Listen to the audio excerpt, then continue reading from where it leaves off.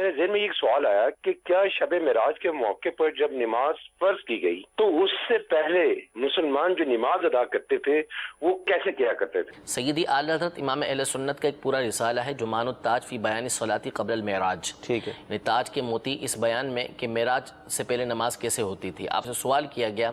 کہ معراج سے پہلے حضور علیہ الصلوۃ والسلام اور آپ کے صحابہ نماز کیسے پڑھتے تھے، تو انتہائی تفصیل کے ساتھ امام اہل سنت نے اس کا جواب ارشاد فرمایا۔ اولاً تو آپ نے اس بات کو بیان فرمایا کہ معراج سے پہلے نماز کون سی پڑھتے تھے، صحیح، تو فرضیت تو کسی بھی نماز کی نہیں تھی، صرف اور صرف رات کا جو قیام تھا اس کے بارے میں اعلیٰ حضرت نے لکھا کہ صحیح ہے کہ اس کی فرضیت تھی، باقی اس کے علاوہ کسی اور نماز کی فرضیت نہیں تھی۔ بعض علماء نے صبح شام کی نمازوں کا تذکرہ کیا ہے، لیکن اعلیٰ حضرت نے فرمایا کہ فرض نہیں تھی۔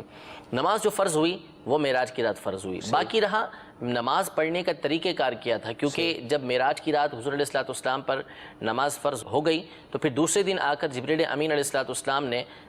دو دن تک آ کے نماز حضور علیہ الصلوۃ والسلام کو پڑھ کے دکھائی کہ کس طریقے سے نماز ادا کرنی ہے اور ان کے اوقات کیا ہیں۔ تو اس سے پہلے جو نماز پڑھی جاتی تھی تو اعلیٰ حضرت امام اہل سنت نے انتہائی تفصیل کے ساتھ قرآن و حدیث کی روشنی میں بیان کیا